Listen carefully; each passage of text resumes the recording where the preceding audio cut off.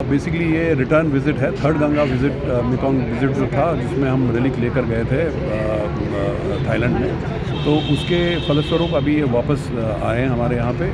और इनका मकसद ये है कि प्राइमरीली जैसे हमारे माननीय प्रधानमंत्री ने नरेंद्र मोदी जी ने बताया था, कई बार बता चुके हैं कि 21st sanctuary is Asian century और बुद्धा धम्मा का इसमें सेंट्रल रोल है। तो इसके चलते हुए इन्होंने इनफैक्ट ये जो थाईलैंड से टीम आई है, इन्होंने पिछले कल बोध गया में इन्होंने धम्मा सेंचुरी डिक्लेयर किया। और ये हमारे माननीय प्रधानमंत्री के ही कहने पे इन्होंने पिछले 6-8 महीने से इस पर काम किया और उन्होंने डिसाइड किया था जनवरी-फरवरी में कि हम इस साल किसी भी हालत में साल ख़त्म होने से पहले बोध गया में आके धम्मा सेंचुरी डिक्लेयर करेंगे। और उन्होंने उसको डिक्लेयर किया 5 दिसंबर को बोध गया में। तो ये एक बहुत ही महत्वपूर्ण स्ट्रॉन्ग मैसेज है धम्मा के बारे में पूरे विश्व के लिए। सर, हमारे प्रधानमंत्री जी कहते हैं एक्ट ईस्ट, और एक्ट ईस्ट सिर्फ इंडिया के लिए नहीं है, act east wide south east Asia और साउथ एशिया के लिए भी इम्पॉर्टेंट है। इसका इस महत्वपूर्ण मेकोंग गंगा जो धर्म यात्रा है, इससे जोड़ के कैसे देखा जाए? देखिए, ऐसा है, ईस्ट जब act east and look east की बात होती है तो primarily south east Asian countries की बात हो रही है। अब trade, commerce, political, security, cultural, religious activities जो है, मैं उसमें ज़्यादा उसमें डिटेल में नहीं जाऊंगा, बट मैं सिर्फ बुद्धा धम्मा के बारे में बताऊंगा कि इन देशों में जो धम्मा का स्ट्रॉन्ग होल्ड है, बिलीव है, फेथ है, कमिटमेंट है, ये हमें समझने में वक्त लगेगा, बहुत ही गहरा है। और इसको शायद हम लोगों ने अब तक उस लेवल तक यूटिलाइज़ नहीं किया या लेवरेज नहीं की है जैसे हमें करना चाहिए।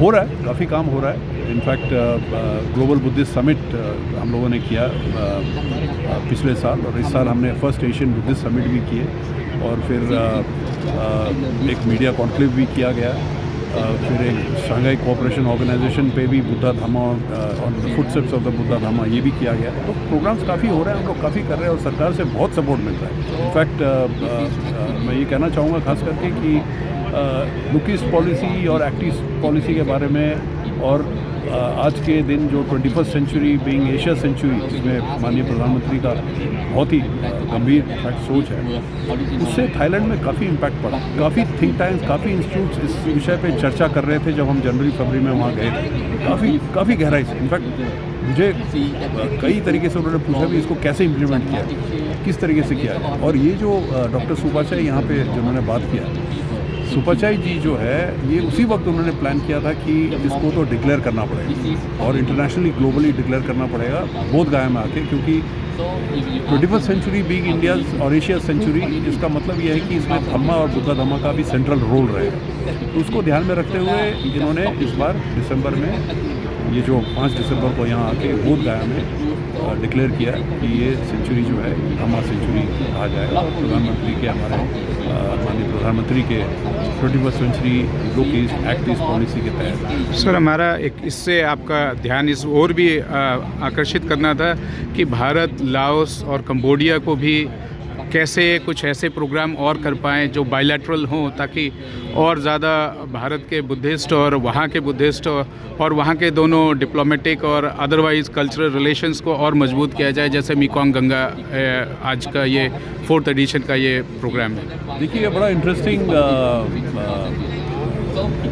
प्लान कहे, स्ट्रैटेजी कहे, इन लोगों का जो है, जो इंस्टीट्यूट जो बोधि गया विद्यालय 1980 इंस्टीट्यूट जिस नाम से जाने जाते हैं, इन्होंने जो प्लान बनाया थाईलैंड, इससे पहले, यहाँ आने से पहले थाईलैंड ने मेकोंग का नाम इसलिए लिया क्योंकि मेकोंग रिवर जो है 5 देशों से होते हुए निकलता है। तो इन्होंने मेकोंग रिवर के आसपास जो देश है, उसमें हो गए आपके Myanmar, Thailand, Vietnam, Laos, Cambodia, जिनका आपने नाम लिया। तो इनका एक कोलैबोरेटिव वेंचर बनाया इन्होंने, Mekong foundation, Mekong river grouping या मेकोंग रिवर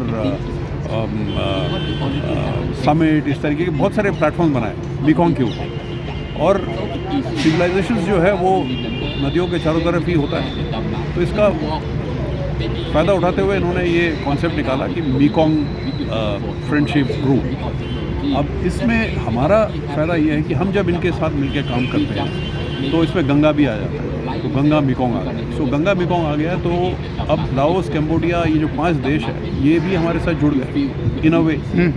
तो आगे जो हम काम करेंगे इनके साथ मिलके, उसमें हमारा फोकस यही रहेगा कि beyond Thailand we will try to reach out to Laos, Cambodia, Vietnam इत्यादि। दूसरी बात यह है कि जो रलिक की बात हुई थी, हम जब रलिक ले गए थे थाईलैंड, एक्चुअली हम ये भी कोशिश कर रहे थे कि थाईलैंड के बाद हम ले जाएंगे वियतनाम में और लाओस में, बट किसी कारण से वो हो नहीं पाया क्योंकि रलिक को काफ़ी दिनों तक बाहर नहीं रखा जा सकता है, कुछ नियम कानून हैं ऐसे। तो अब ये हम करेंगे, लाओस ले जाएंगे, कंबोडिया ले जाएंगे, वियतनाम ले जाएंगे रलिक को।